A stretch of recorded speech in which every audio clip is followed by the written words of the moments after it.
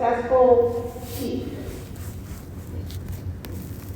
So we'll start with you. So I've always been a chief for 3 years, but preparing to be a chief actually was years in advance.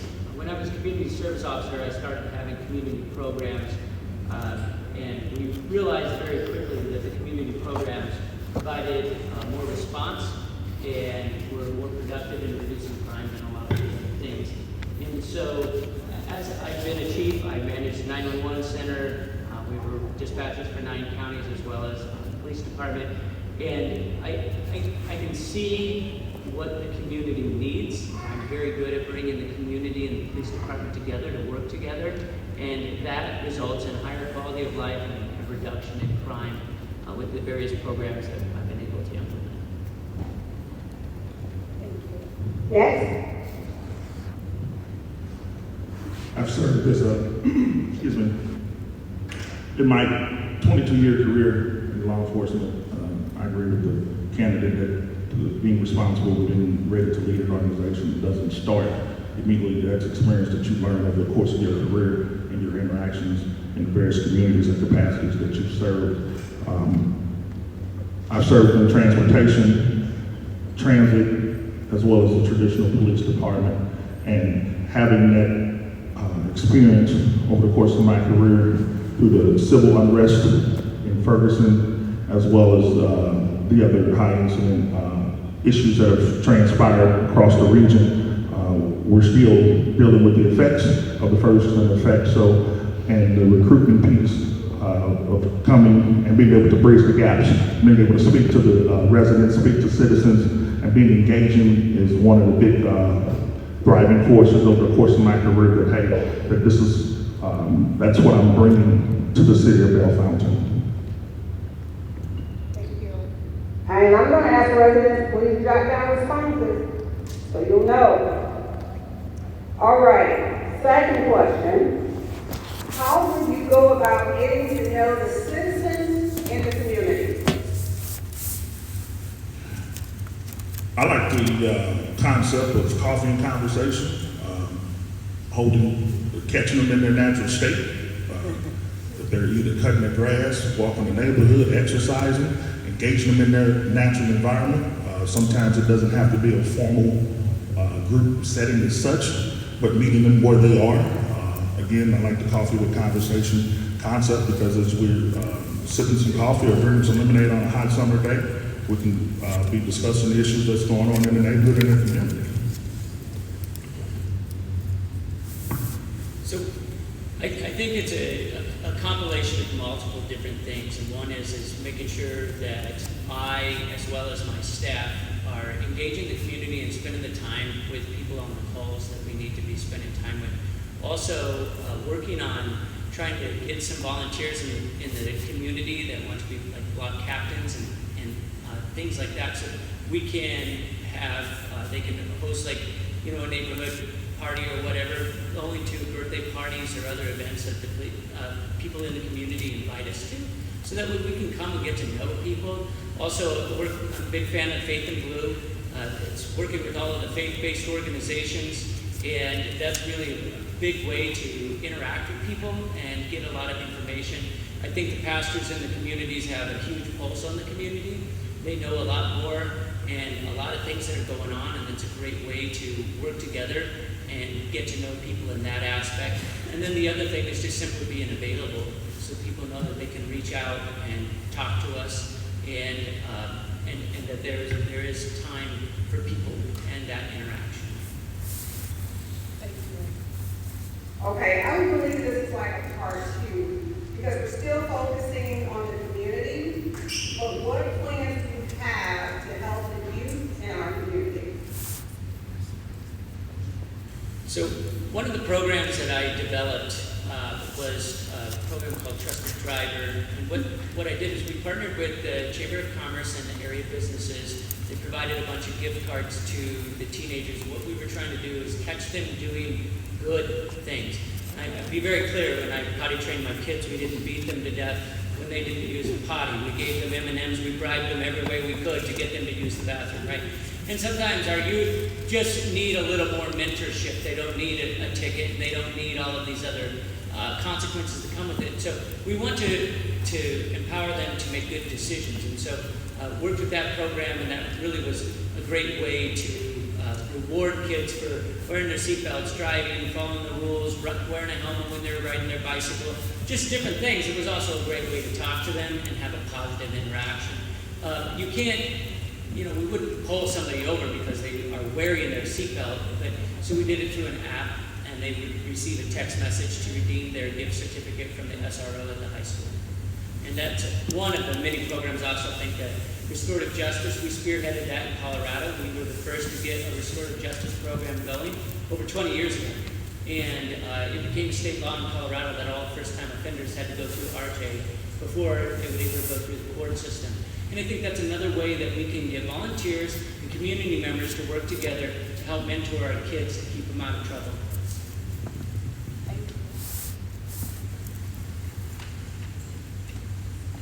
Programs that we've had to implement with the youth has been the basketball program that we've done at Normandy High School, reaching out with the basketball league, having officers volunteer their time to coach our youth, the Blue Pens program, to where I'm a firm believer we have to start, if we can catch the youth inside of the school building, to try to help reach them there. We had the Blue Pens PAL program, to where the officers participated in basically as a pen pal program, writing letters to officers, and they didn't know who the officer was that they were writing a letter to. It's a 10-week program. At the end of the program, we bring the officer and their pen pal together, so now they meet the person that's behind the letter, and bridging gaps in that way, because like I said, they didn't have any idea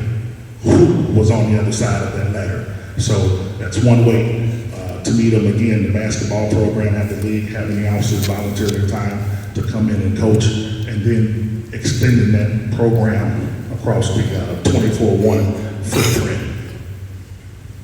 Thank you both. Okay. Couple of questions here. Very simple. We don't have to elaborate as much. But one of the questions from the citizens is, do you know our former Bellfountain Neighbors Police Chief, Jeremy Ida? I just know of them. I do not. Simple. Thank you. Next. This is a really good question, not a behavior question, but why do you want to be chief of Bellfountain Neighbors? Why Bellfountain Neighbors? So for me, when I went to Alliance, I entered a community that were very hostile against the police. They didn't like the police department. They didn't want to back anything that the police department was doing. And the crime was really high. And I was able to turn the feelings around in the community. We had over 30 volunteers that were part of our VIPs. We had another 30 volunteers that worked in the animal shelter. And we dropped crime by 20% every year, overall crime. And so I know how to bring the community together. I know how to collaborate, and I know how to get results, and I've had the results that are measurable. And so when I was researching, I saw that Bellfountain has a crime rate, and there are some frustrations, and we talk about Ferguson and some of the other incidents that have happened that you know that there's some tensions. And I really believe that I can come in and bridge that gap in the community and the police. People are going to have a better quality of life, and the crime rate's going to go down. And people are going to say, I want to live in Bellfountain Neighbors. That's a great community. And that's what I want to bring to the community. I want to be chief, being a product of the St. Louis region. As I shared with some of the residents, I'm a former employee of the old Grandpa Pigeons. They used to sit out here on 367 in high school. I attended church out here in Bellfountain, so I'm a stranger to the community and what Bellfountain has to offer. I think I bring a unique skill set and an ability to bridge the gap with the community as well as the board, based on where we are at this point in time in our climate. And I think the officers are looking for an advocate to support them and to be that bridge between the board, the citizens, so we can show that, hey, this is what we can do, and I agree with my colleague here, that, hey, we want folks to come live and as well as work for Bell Fountain. Thank you. We do too. All right, so we're gonna go to some basic questions again. And are you familiar with what a fourth-class city will represent, or is? Okay, so Belmont Neighbors is a fourth-class city. We have roughly 10,500, almost 11,000 residents.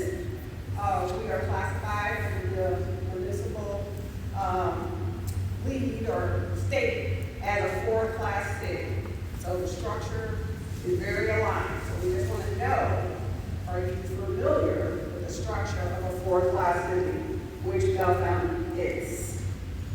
I'm sorry, I wasn't sure who was supposed to answer that first. I wasn't sure. Yes, I am aware of what a fourth-class city is in charter form of government. Thank you. So the specific term fourth-class city and what that is statutorily, I probably am not as aware. I mean, I know that it's a mayor form of government, and so I'm familiar with how that operates. Okay, we appreciate that. So mayor, board of aldermen, and ordinances. Okay, thank you for that. All right, perfect. And this is a real basic one, to kind of calm your nerves. What do you like to do for fun? I pretty much like to watch my kids. They are runners, so they're either in cross country or track. And so I think all of my off time is watching them run. And I'm a very good clapper. I'm very good at yelling, go, go, go. But I definitely don't want to run with them. I can do what they do with the pickup pretty well, but other than that, I don't really want to pace them. They're very fast, and I'm very happy that they can do that. I did that when I was younger. I just don't want to run that hard as much anymore. I don't lift weights either. They're too heavy. Next. As a musician by trade, I play piano, I play organ. I'm the minister of music at my church. I currently play 2 services on Sunday morning. So I enjoy playing music, listening to music of all genres, fashions, and enjoying time with family is what I cherish most. It's something we can't get back this time. So. Thank you for that. Okay, so we're going to go to some more questions, and we're going to take them like this. What are your short-term goals? You can give me 2. And what are your long-term goals? You can give me 2 for that as well. Yes. What is your short-term goal? Give me 2. What's your long-term? Give me 2. Short-term, the biggest priority for me would be recruitment and community engagement. Long-term goals will be sustainability with retention, as well as making sure that this is an attractive place to work, be it salary or culture and environment that's welcoming to the officer as well as the citizens as well. So my first short-term goal would be to get the community aligned with the police department and to have that interaction positive. The other short-term goal that I have is to bring in additional grant funding and resources so that way we can long-term enhance our staff, get staff adequately. I understand there's only 100 pennies in the dollar. The city can't give all the money to the police department, so we need to be able to divide the money out equitably, and I have ability to bring in some additional resources that will help us with our recruitment and our retention. And then overall in that long-term goal, I want to see crime go down, and I want to see quality of life go up in the community. And I will build data dashboards and a lot of that type of thing that'll be available so the community can, at any time they feel like, look on their phone or anything and see how we're doing. And there'll always be a report card.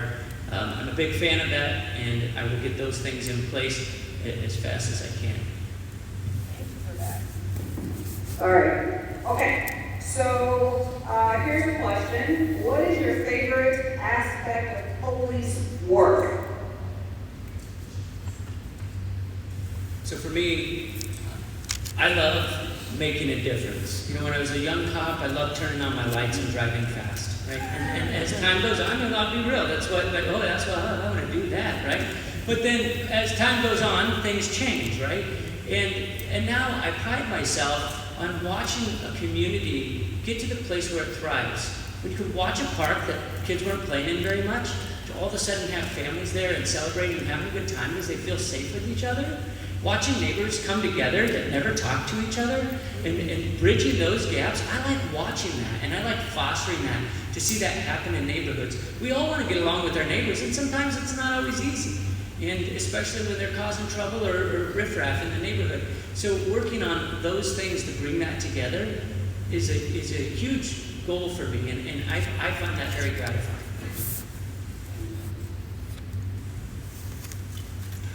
My favorite aspect of this work would be the problem solving piece.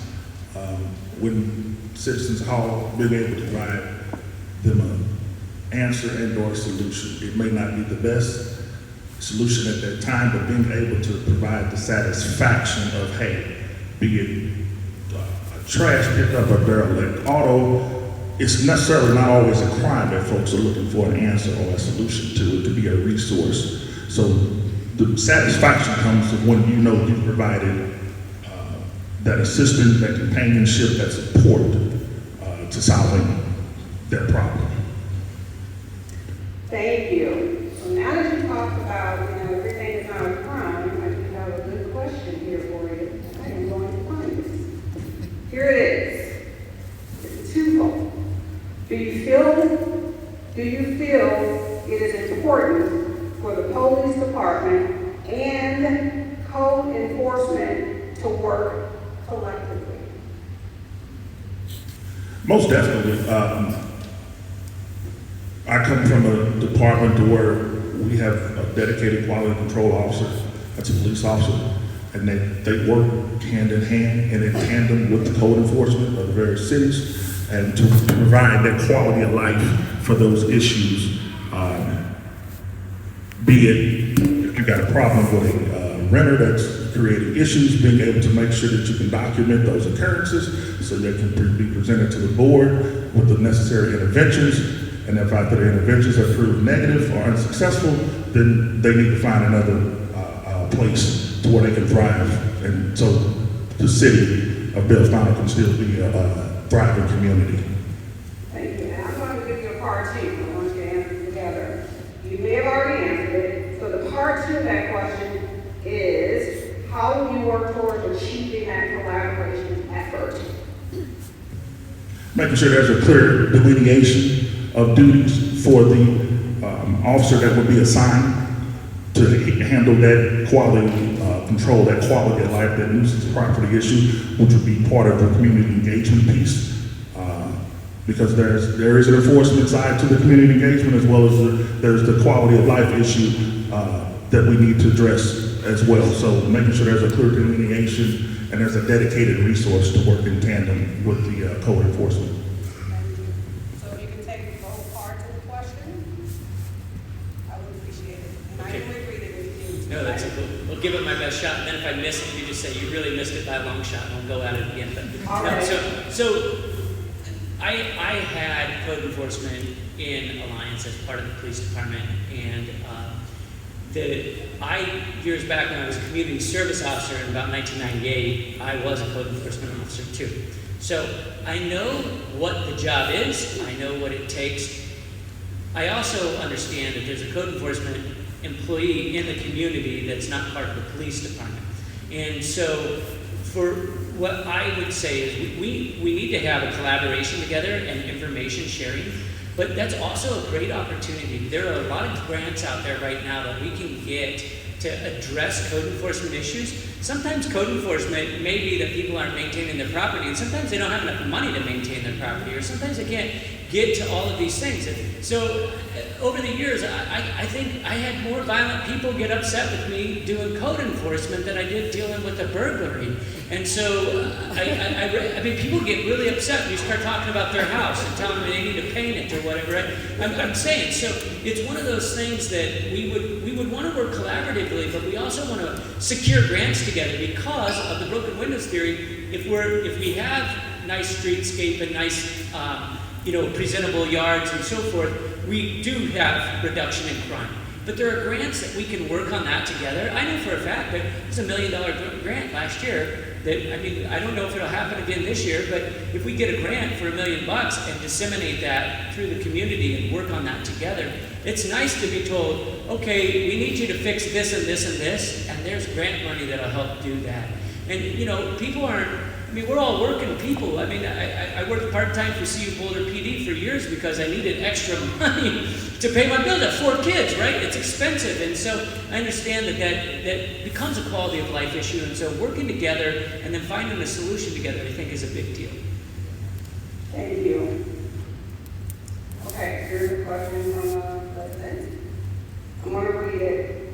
Our city experienced a 10-year-long problem with staffing. I'm not sure if that's right, but that's what it said. We have trouble hiring officers and losing officers to other departments. Tell us what solutions you will implement to alleviate our staffing issue. Okay, so there are multiple aspects of dealing with staffing issues. So first kind of talk about the money side of things. And money does talk, and police officers, there's so many competitive agencies around that people are looking to jump ship of wherever they can make more money. Problem is we only have 100 pennies in a dollar, right? We only get so much money, and the police department can't get all of the city's money. I experienced this in Alliance, and I became a grant expert. So I've been appointed by the Bureau of Justice Assistance to be a peer reviewer. So I know how to review grants, I know what needs to be in them, I rate them, and then the people are awarded money. Now obviously if it's a grant that my agency has applied for, I can't review my own, but what I'm saying about that is I know the system. I know what it takes to get the money and bring in outside resources. I've got 6 new police officer positions paid for from the COPS office in the 3 years that I was in Alliance. I would be able to bring that same type of thing here. Then we're able to offset the expense of what we have in our budget while we're able to pay our officers more. And I can show how that dollar cost averages out. And so that allows us to become attractive and stay attractive financially. The next part of it, though, is we have to take care of our police officers and we have to take care of our community. If the community hates the cops, and the cops are unhappy in the agency, we're not going to keep them either, right? So we need to have a good working environment. They need to work for an agency head that knows what they're doing and that can do a good job for them. And they also need to have a good relationship with the community so they don't dread coming to work.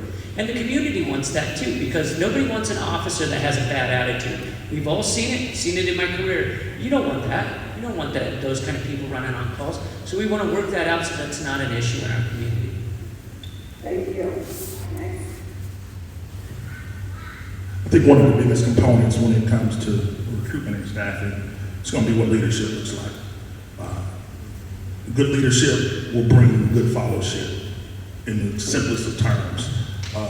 We are well aware of what the financial implications may bring, but if you have a culture and you can change the culture to where it's a welcoming environment and you can make it to where folks want to come based off different incentives that you can provide them, then I think that's where in a short term that, hey, you can get that support, you can get those officers that want to come. But there has to be leadership in place that's essential to that's being a draw, as well as the other benefits and other incentives that the city can offer to bring that makes it more enticing for an officer to come. I do agree with my colleague that, hey, if you can have the government offer grant assistance to help sponsor officers, that's a beautiful thing. However, when that funding runs out, we still have to be able to provide the necessary resources to figure out, hey, is this something that we can sustain, or are we going to be back at the same place that we're making budget cuts to try it? So we need to, it's a matter, if you can get the government assistance, that's great. However, we need to try to make sure that we can sustain whatever the additional assistance that comes in. Thank you. Okay, so we have another question. Tell me about a time you had a disagreement with your manager. You probably all have done that. How did you handle the situation? What was the outcome?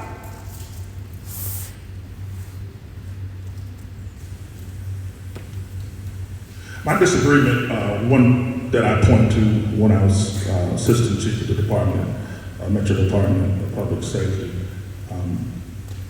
the chief created, and this was back in 2016, the chief created a new division, a new unit, and he made that an all-white unit.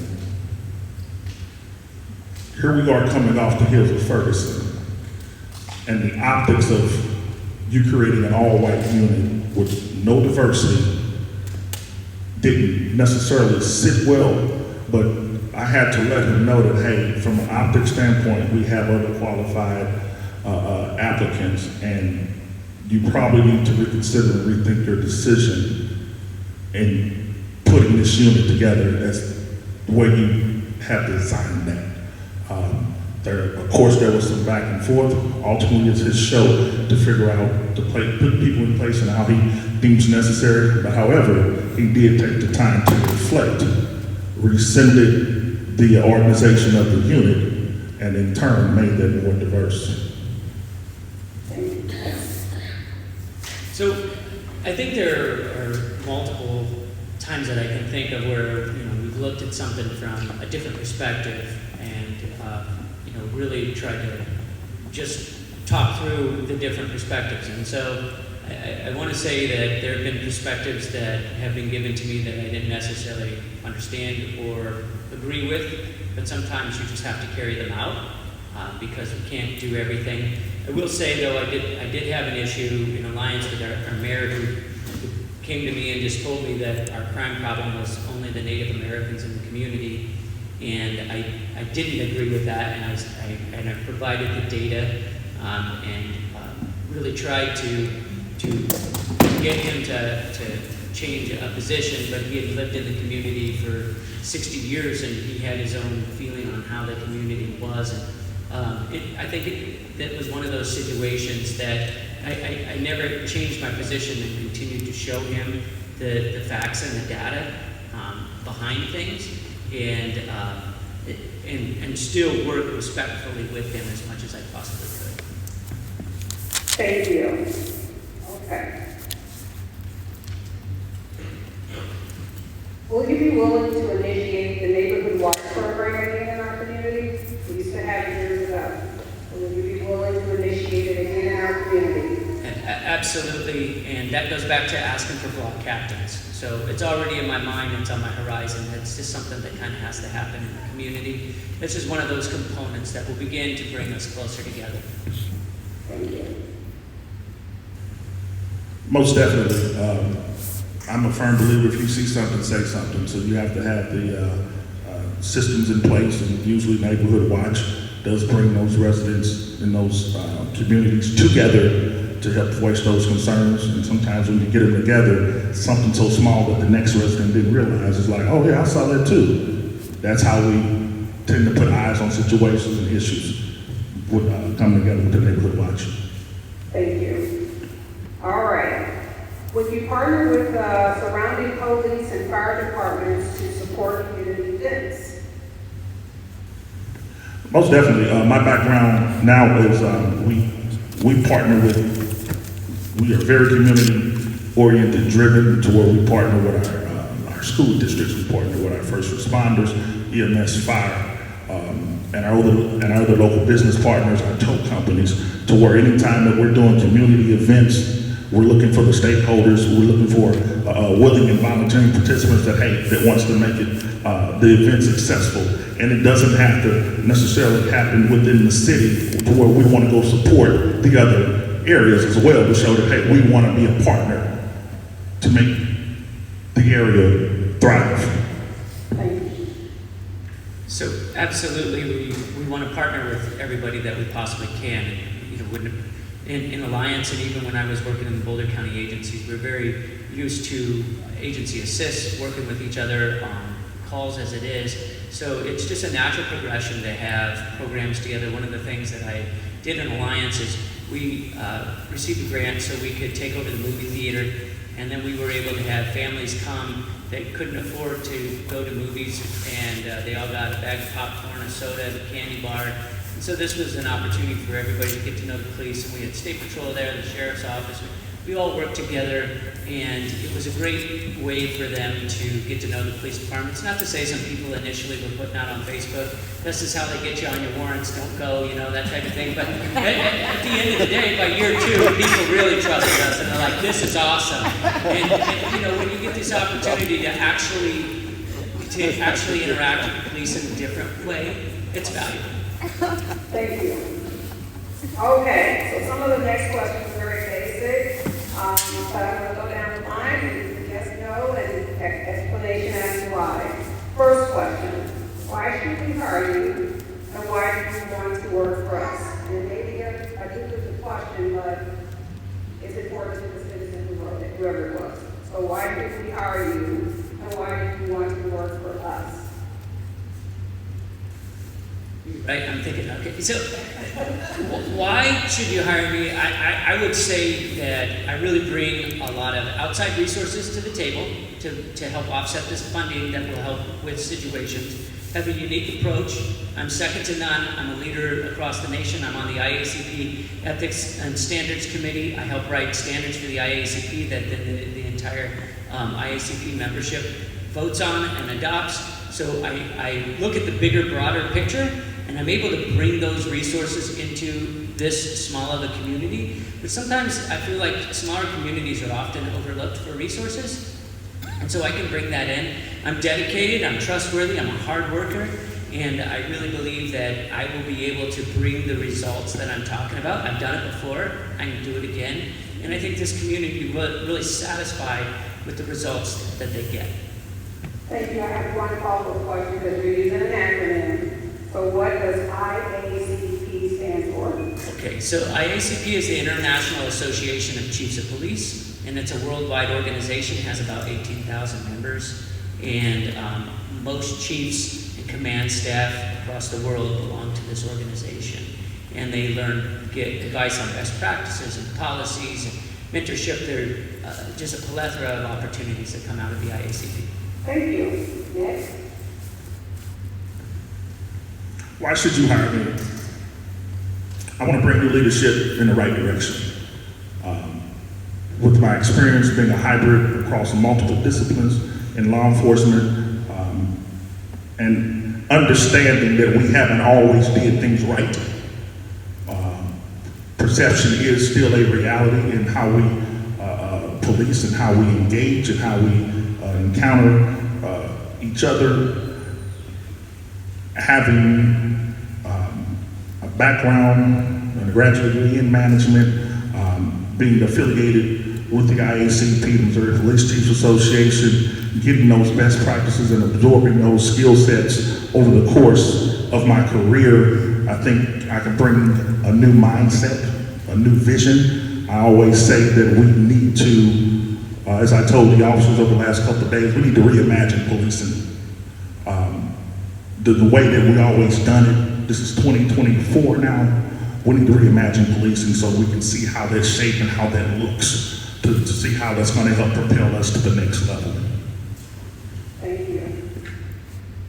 Okay, so this is a question. Do you live in the area? So I'm saying this, St. Louis, don't have to be very real down to the community or municipalities in. But do you live in the area?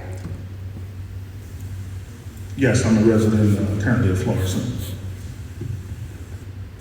I don't live in the area, but that could change real soon if somebody says, we'd like to give you a job. So that's kind of part of the anticipation. Thank you. Let's see, here's another question. What's your greatest professional achievement? Just one.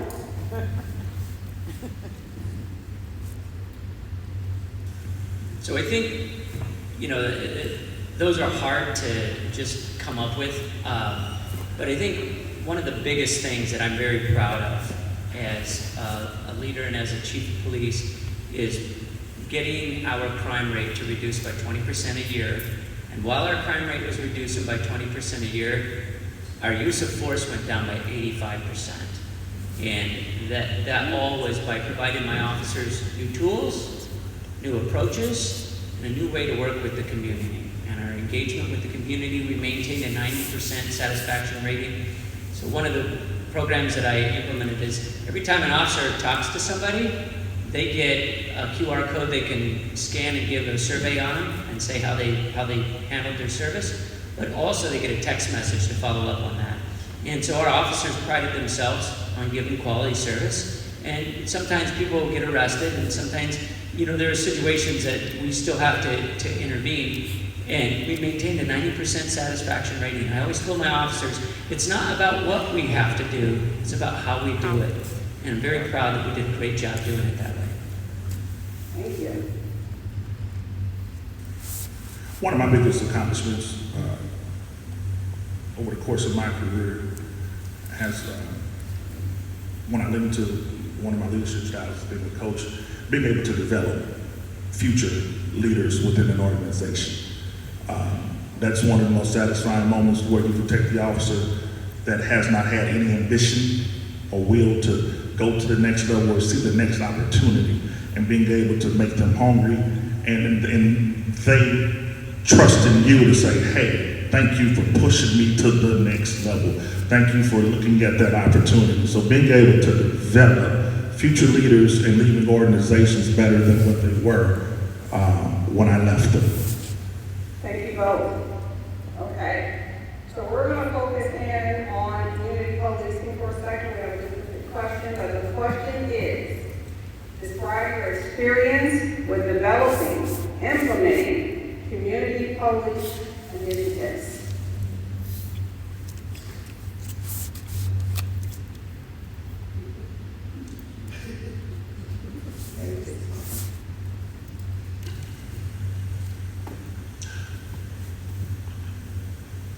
A couple initiatives.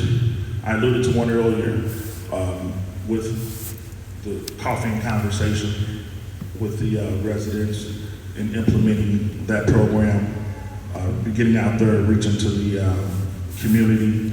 Another, forgive me, I'm drawing a blank here.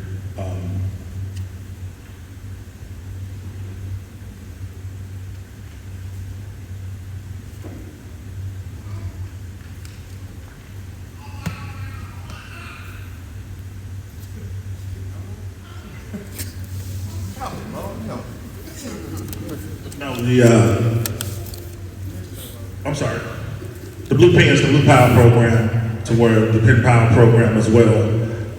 Now it's coming back to me. Our police league, with the police athletic league, with the basketball program, and looking at the outcomes that brought with the residents are a few of the initiatives.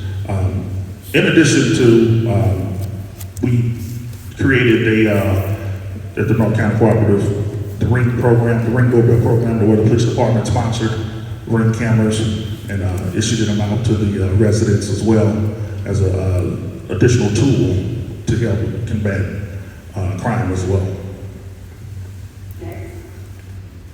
So the sky's kind of the limit on community policing. I've engaged with so many programs. That's one of the biggest reasons that you're able to get grants. I talked a little bit about the Trusted Driver, where we gave kids gift certificates. We also partnered with Dairy Queen just to get the officers to go walk the parks and give kids, Dairy Queen, you got a free small blizzard just for, you know, if they were just playing at the park or hanging out. It was just a way to contact kids.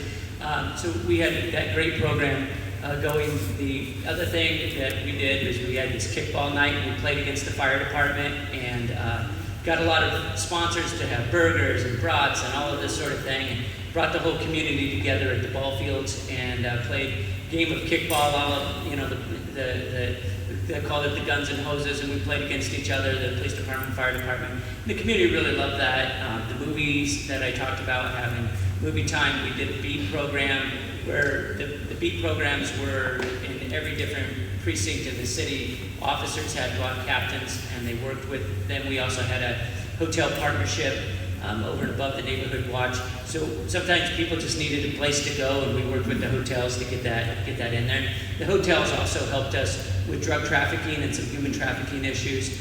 So we worked on those programs, and I mean, I could probably list several others, but just as a start, the more that we engage, oh, I did the lights on, which I really think would be valuable in this community, just as driving down the road.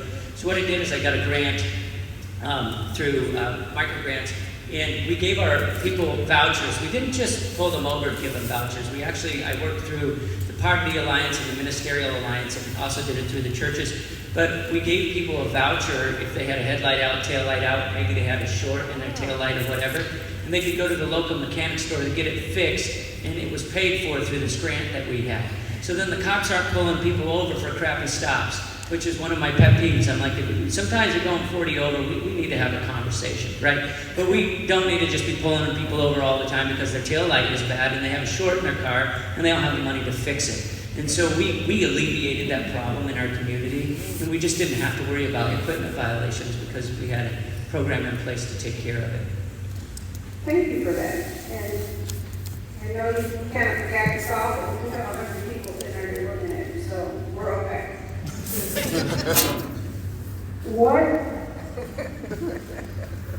What strategies do you use to manage stress and fatigue among your officers? What strategies do you leverage to help your officers during stressful times?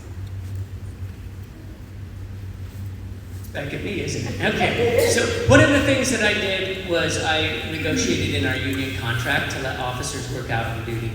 And why I wanted to do that is because I know what it's like to have some of those calls that rattle you, and you just need a little bit of time to decompress.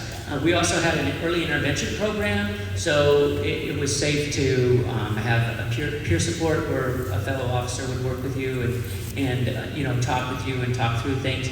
The other thing that I did is I just set across the entire department that we had an annual, just if you have an annual physical, we had an annual wellness check, and we had to take away the stigma of talking to a therapist and have the officers have conversations. And several of my officers, then they utilize that on an annual basis, but then what I did is I set up an anonymous system. So if an officer needed to just reach out to have somebody to talk to, they could do that. And then all I did was receive the invoices and I just paid them. And I also did that with grant money. So once again, there's resources and ways to do that, to check in and keep our officers safe and healthy. And I believe I implemented multiple programs, and I actually just wrote a white paper on utilizing body cam analysis to analyze police officers' demeanor, their voice inflection, and so forth, to see early signs and triggers, so that way we can get them early intervention when they're just having off days and so forth. One approach when it comes to managing stress is what I've seen to work best is giving any officer the autonomy to recognize if their coworker's stress level is exceeding. Give them a tap out. Hey, I got this. Go ahead. I see this is getting, it shouldn't have to come from a supervisor, but making sure that any officer has the autonomy to recognize the stress levels, to say, hey, give them a tap out. Hey, go decompress. Hey, I'll take the next call. So they all have a role to play in officer wellness. So it's a collaborative and a cohesive approach. Thank you. Okay, we have questions from the index cards. So, one of the residents said, I understand you're from Nebraska. I don't know who it is, so I'm going to say neutral. What will you bring to Belmont neighbors that work successfully in the state you're residing in now? So just in general, I believe I already mentioned several of those programs that we would utilize. I think that would make a tremendous difference in this community. And as I've said before, I have the ability to bring the community and the police department together and watch results happen. And I believe that that's what I can do with multiple programs, everything that I've already talked about this evening. And there are many more programs that are available to us. A lot of the technology and artificial intelligence, the police departments always want to put a robot in front of the person. And they want to put a cop in front of the person and utilize robots on the back end, right?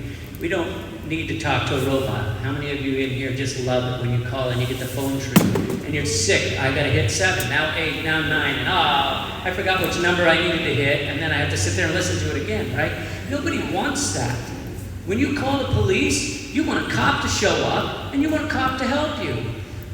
When cops are so busy on all this paperwork and all these other logistics in the background, that has to be fixed. And so that's one of the biggest things that I do is get that keyboard liberation and get away from some of those issues that are causing the officers to be tied up so they have the time to dedicate to the community. People want to talk to a cop. And, you know, I'll tell you, my mom and dad, they're on a fixed income. My dad was moving a refrigerator that I had given him. I offered to help him move it, but no. He was going to do it on his own. He moves it and he slips in his garage while he's moving it. Refrigerator falls on top of him and he shatters his leg. My mom's first phone call is not to 911, it's to me. And I'm like, why are you calling me? I'm an hour and a half away. I can't get there and help you. You got to call 911. And she said, they never have time for us when we call. And I went, my God, if that's happening to my own parents, it's happening everywhere. And it better not happen in my agency. I want to make sure that we're giving people the time that they need. But with that, I need to have the resources for my cops to be able to do that. And so I have to fix some things on the back end so they can do that. All right, and that's just for him, so thank you. Here's another question. Here it goes, let's see. How would you describe your management style? We'll go with Davis. My management style is fluid. It depends on what the mission and the goal is at the time. I do believe in allowing folks to do their job, but that it's going to be very mission critical depending on what the goal or the task is at that time. I tend to be a very democratic person. I like to engage, get the buy-in, get the feedback. However, each decision, as I've seen over the course in 22 years of management, that every decision, you don't always have the luxury of garnering the feedback and the support or the back and forth dialogue that you need. There's times that you have to make a decision based on that time. But again, my management style is a very fluid style, and it's depending on what the mission is at that time. So I would say I'm very much so a transformational leader, and that's a great buzzword to say, but what that looks like is that I interact with my staff. I find out what's going on. I find out what's going on in the community. I find out what's going on with the board. We're all working together. I listen to all sides. Sometimes we have to set the compass. We have to head in a direction so that way we can make sure that we're achieving our results. We get a strategic plan. We set out what our goals are, and we need to be heading in the direction of our strategic plan. But with that being said, I want to get input from people. I want to find out, what do you have? What do you like? What are the logistics? There's no secret here. I'm not from Bell Fountain Neighbors, right? So there are going to be things in this community I don't know. I need to find out from people so we can make good judgment calls and good decisions. And so that's important. The other good side of that, though, is so community starts with a clean slate with me, right? I don't have preconceived notions walking into here.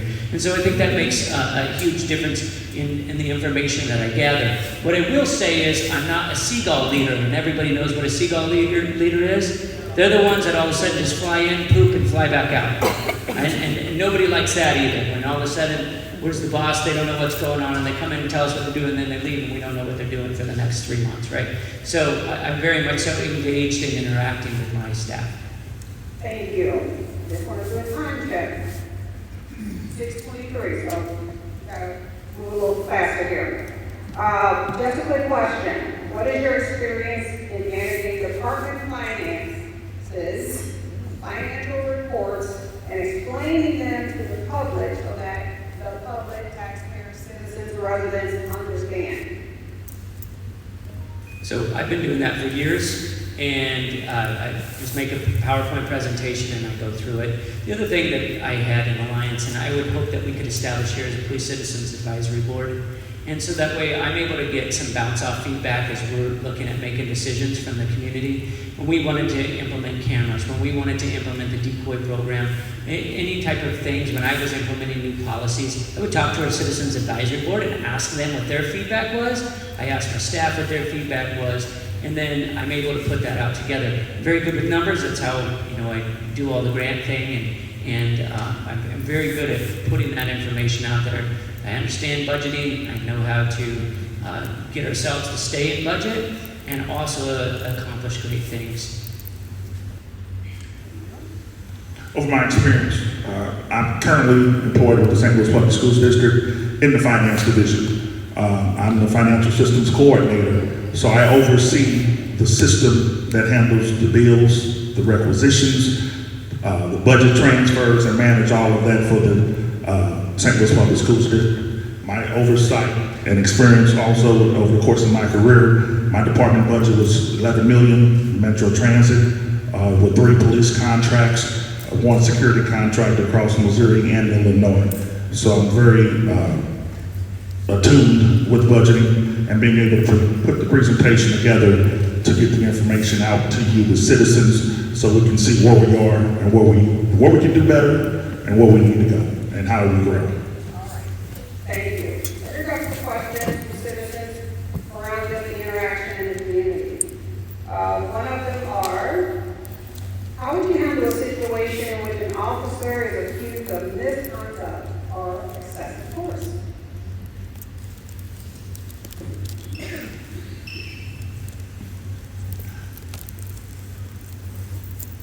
First off, with full transparency, if the conduct or the act is that egregious, we need to be able to speak on it up front. Being in mind of keeping and relaying that information to the officer, hey, this is what has come up, this is what we're looking into.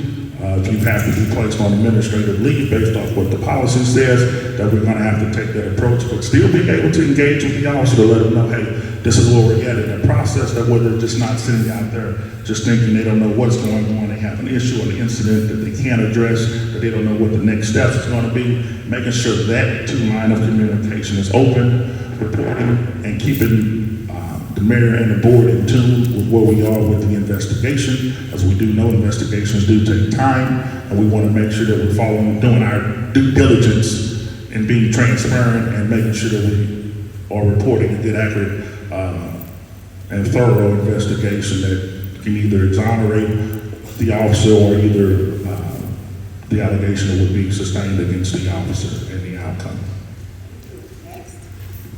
So for me, you have to establish clear policies and clear guidelines, and we have to have a clear way that people are able to report their concerns. I talked about the QR codes earlier, so it's very easy for us to be able to get information and find out that we need to follow up. And utilize the chain of command to do some of that follow-up. I think the biggest issue is the community doesn't like waiting 2 weeks to find out, and neither does the officer. And so there are multiple times where there are misunderstandings from people's perspectives. People are upset, so they have a different perspective on it. And often I will have the complainant come in and watch body cam footage with us. So then we can talk about what their perception is. Especially sometimes they'll say, well, this was excessive force. We're able to show on body cam footage that it's not excessive force. Let's talk about it together. But maybe it was the officer's demeanor. Maybe the officer was just mouthy in the first place, right? So, or maybe the officer is just completely being falsely accused. That happens too. So I've had all of those plethora, but I've also had an officer that did behave inappropriately, and ultimately I recommended his termination. And so it really depends on all of the factors that are involved. What you need to know as community members is that we're going to do something about it. We have policies in place, and we'll most definitely follow up, and you're going to get a disposition on what's going on in a timely manner. Thank you. 2 more good questions. We talked about difficult conversation with officers, so I'm just going to back it up with this question. How do you handle difficult conversation with officers who are not meeting expectations? Well, sometimes conversations just need to happen, and that's part of leadership and having the skill set to sit down with somebody and have frank conversations. I've done that with my staff. I've done that over the years, I mean, not just as a chief, but as a supervisor and so forth. And, you know, I think of a situation years back when I was a sergeant, and I had an officer that did not search a person before they put him into a jail cell. And the person had a firearm on him. And the officer was brand new, and he just totally made a mistake, right? And I just brought them in and just said, hey, listen, I mean, do you think this was acceptable? And we just talk about it.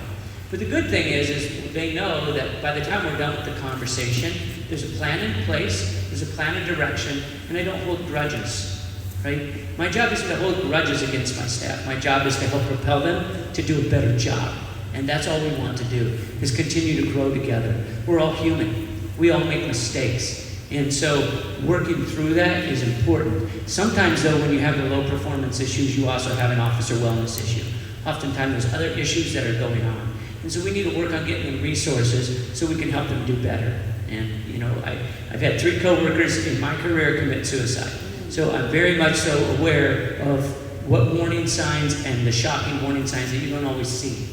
And it's important. Sometimes work product is one of the biggest indicators that we have concern and something needs to be done.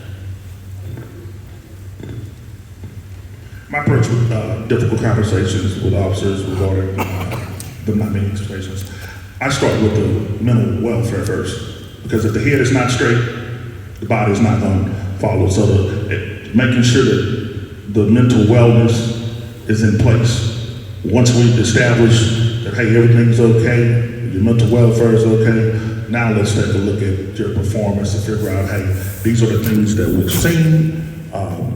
This is the route that, if there's no sustained improvement, this is the route that we're going to have to go, making sure that we're documenting those occurrences. And if, as with anything, sometimes you get those repeat offenders, repeat violators, then we have to give them an opportunity to excel somewhere else. It won't be with the city of Bellefontaine. All right, thank you for that. All right, what strategies do you use to address issues of racial profiling and bias within the department? What was the last part of that? Sure, I can just reread it. What strategies do you use to address issues of racial profiling and bias within the department?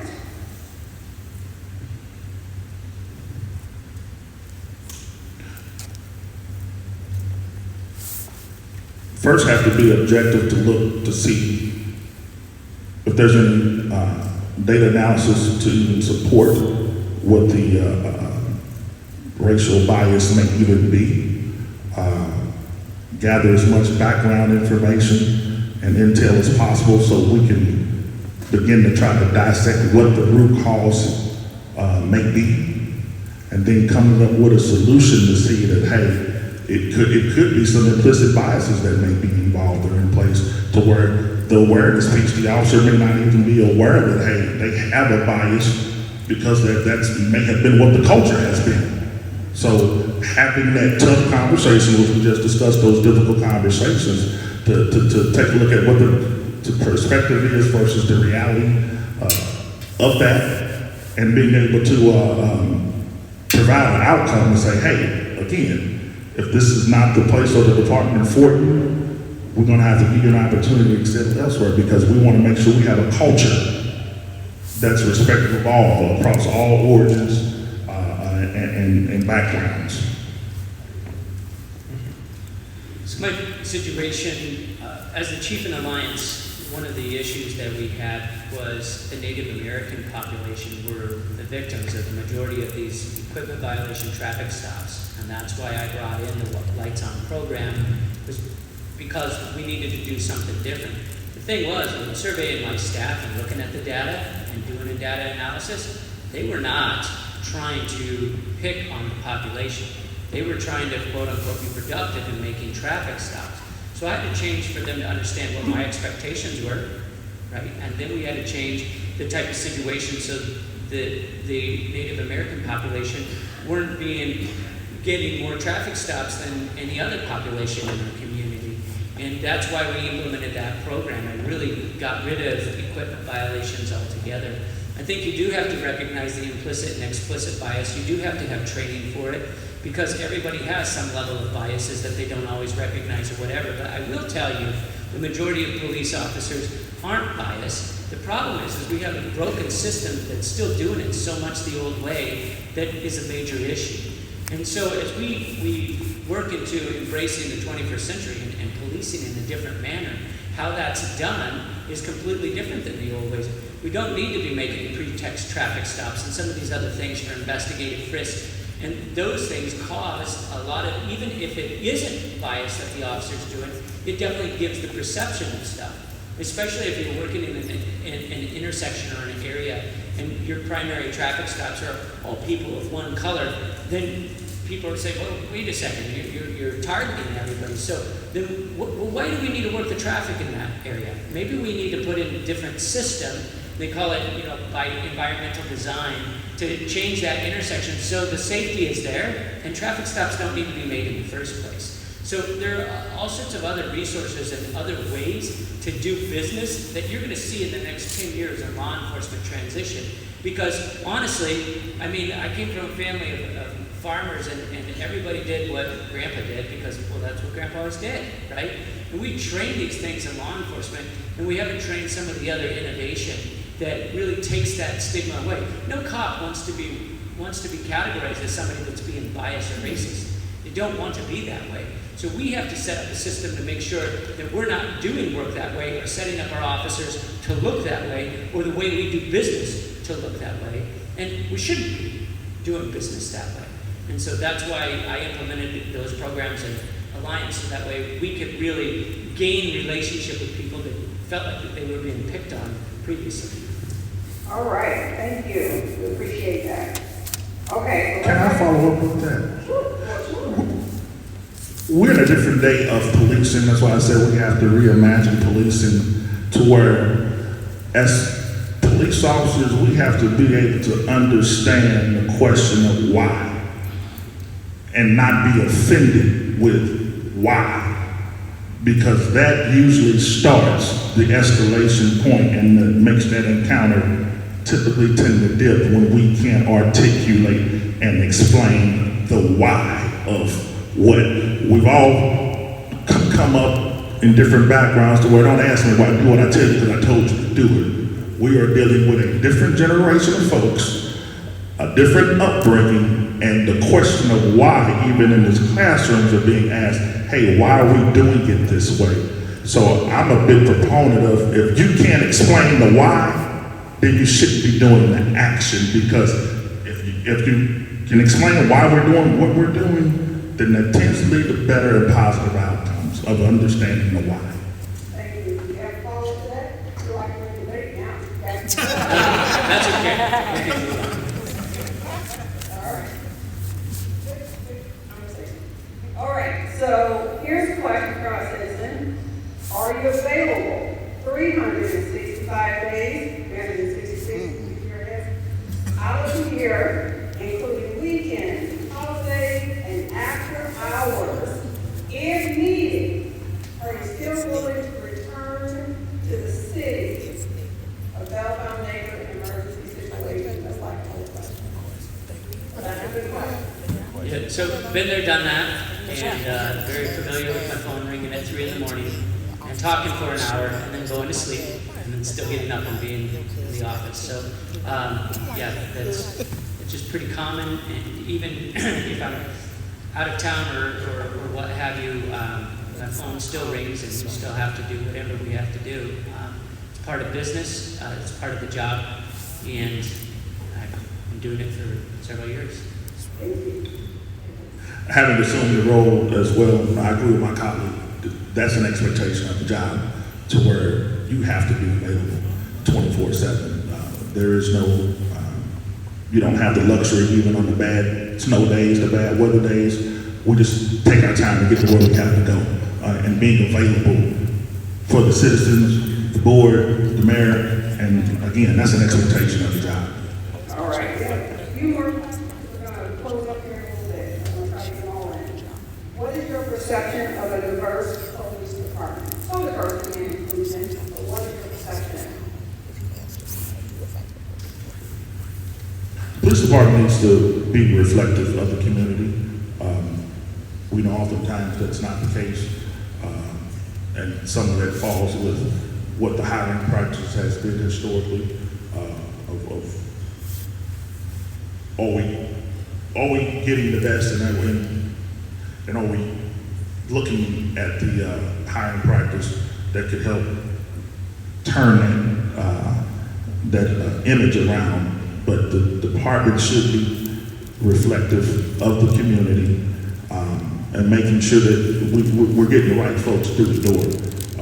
That doesn't necessarily mean that everybody has to look like you that comes through the door, but you want to make sure you're getting somebody that has the right fit, because it's a combination of factor of things. It's just not one thing that's going to stand out. Race, because you're still diverse with male, female, or whatever preference may be, but being able to reflect that diversity, which helps with recruitment and retention as well, once folks can see that, hey, okay, they're a very diverse department, there may be something I may want to try, and to make it more attractive.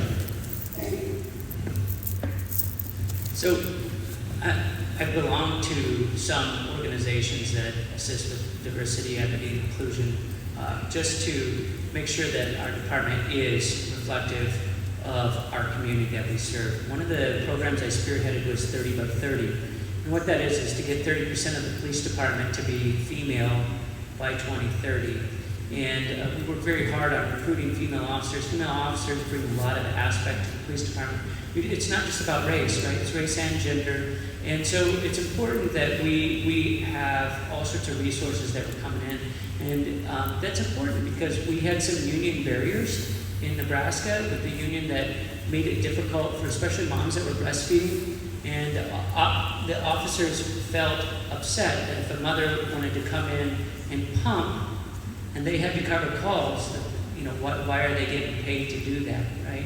And so it's one of those things that we have to continue to change our culture for people to understand, wait a second, this is humanity. This is a perfectly natural function. My wife has 4 kids, right? She breastfed all of our kids. And that we have to be able to be willing to work as a team and take care of each other so that way we can help each other out and those types of things. And so we also need to have that in our department because all of these different walks of life help us do a better job as police officers because everybody didn't have the same upbringing. And that's what makes the world beautiful, right? The rainbow is 8 different colors, right? It makes the world beautiful because it's all of these different aspects. And we want people to bring in all of their different aspects into our police department so that way we can do the best job and understand people. That gets back to biases, right? Sometimes you don't understand what a bias may be because you didn't even experience it or grow. I mean, my kids, we go to Kenya on mission trips, and I took my whole family down there a few years ago. My youngest daughter, she goes to class because my wife was helping mentor at a school. She goes to class, puts on a little uniform, walks in with all these other little girls, and everybody comes up and starts just playing with her hair because she's totally different, right? And her hair is different. She's absolutely different. But guess what? Not but in 30 seconds are they all playing hide and seek together? Nothing's different, right? And so all of these other aspects that we're able to bring in from the different cultures and different walks of life are what make the police department change the quality of life in our community. Thank you. Okay. So I was looking through the questions, and I don't know if you answered this already. How many years of experience, of course, previous and current, do you have as a police chief, assistant police chief, or a leadership role? Back at me, right? So as a chief, 3 years, I was also an operations commander over Patrol Division in Louisville. And before that, for many years, I was just a first line supervisor, a sergeant, and a corporal. But I've been a supervisor since 2007, I think, something like that.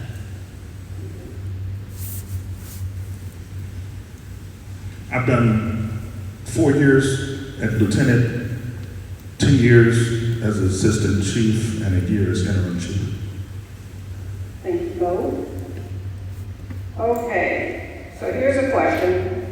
What preparation do you plan to take that would have you to succeed in your role for the first 90 days with the city? Please do not include attributes about yourself. That's easy to do.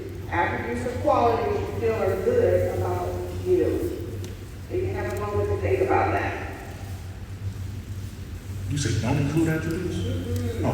Nope. On my day that you're here, I have a 30, 60, 90 day plan because if you're not thinking and the wheels are always spinning, then you're setting yourself up to fail. If you don't plan to succeed, you plan to fail. With a 30, 60, 90-day plan, it's broken down into 3 phases. Within the first 30 days, that's our understanding phase, learning what the culture, doing our meet and greets with the various boards and entities. That next 30 days, which is our 60-day mark, that's going to be our strategizing phase. So what we're trying to figure out based off of what we heard and what that looks like to get us to our 90-day phase, which is going to be our implementation phase. Now, mind you that this plan is very fluid based off the way things change, because nothing as we understand it is static, so you have to be amenable to change based off the need and what the priority may be at that time. In summation. So for me, a lot of things have to happen concurrent. And when I became the chief in Alliance, it was kind of like drinking from a fire hose. You're trying to learn all the culture in the community. I was on the 911 board, I was on another 911 board, I was on the drug task force board, and all of these things, you show up and they're like, you're on this board, you do this, and on top of, okay, who are the stakeholders in the community, what are the different players that I need to get to know so I can work with them and start collaborating. And ultimately, you have to do a SWOT analysis on the department, and it has to happen as soon as possible. And that SWOT analysis is looking at our strengths, our weaknesses, our opportunities, and then how we're going to work as a team. And then after that, I developed a strategic plan. And I say, these are the things that we're going to go and we're going to accomplish. And we set up those goals, and those goals are going to be specific and measurable. And the community is going to be able to check up on them. They're going to be able to see. I publish, when you talk back at the finances, right? I publish all of that on the website. You see our finances, you see our budget, you see what we're doing and where we're going with the strategic plan. There's no secrets. The community knows what we're doing and what we want to accomplish. I'm able to put that out well in advance. I'm able to collaborate with the board, city council, the mayor. That's all important too, because you don't want to start putting something together and then you don't have funding or approval to go forward with it. So it's all of these things that we want to work together so everybody agrees on a plan together. And then the police department agrees on the plan, the community agrees on the plan, and so does the council members and the mayor. And that way we're able to go forward and implement that, and that should be happening as fast as possible. But it is going to take 30 days or so to just get a full analysis on the police department. And it's going to take another 60 to 90 days to get that strategic plan out there and give people, just like you're doing tonight, to come and give feedback and say, these are the things we want to see. We want to open those doors up, because what we want to do is be representative of our community. What do you want here, so we can make sure that we're accomplishing the goals and make sure that we're policing in the manner that the community would like us to police. Thank you. 2 quick questions. In a moment, we'll stop. We're going over to Mayor, what's the room number again? 109. Room 109, you'll be able to have some snacks over there as well. How do you plan to address this shortage of police officers in Bell Fountain? So we are aware, and we know there are resources, but think about the question. How will you be able to address the shortage? So, and I believe we've kind of touched on this already, and a big part of addressing that shortage is finding ways to work on salary, finding outside resources to help with that budget so that way we can accommodate that. And then on top of that, making it a good environment for people to work so they're happy here because they tell their friends. And really, you know, we're getting real close with salary. I think there's just a few tweaks that we need to do with salary and top out that will become very enticing, and we'll get laterals to come over and be willing to work with us.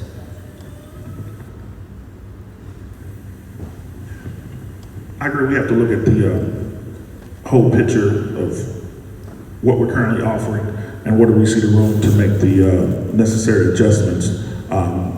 Because what is being short, there's going to have to be some tough conversations and some decisions that are going to have to be made, especially as it pertains to budget and being able to have the resources so we can get the recruitment opportunities and the mission of that recruiting in place so we can aggressively attract the officers here. Again, the culture and the climate plays a big role, and again, having the right leadership in place as well. Thank you both. And the final question is, do you have our police department venue academy? Did I ask that correctly? Not sure what that means, but. It's probably referring to your post certification if I'm had to that.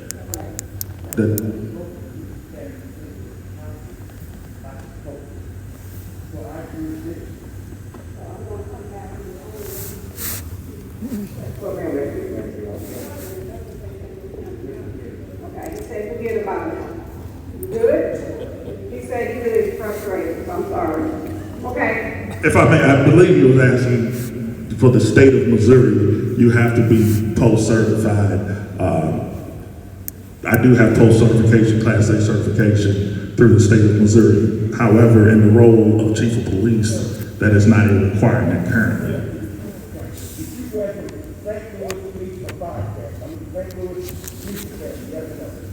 Yes. Okay, we got the answer. That ain't what that says. Okay. All right, so we want to thank everybody for coming out. We are going to go to room 109. We are asking both candidates to be the first. The mayor walking over to room 109. Everyone else will be able to go thereafter. So I'm going to turn it over to the mayor, allow him to do the closing remarks. Thank you guys. Give him a hand clap.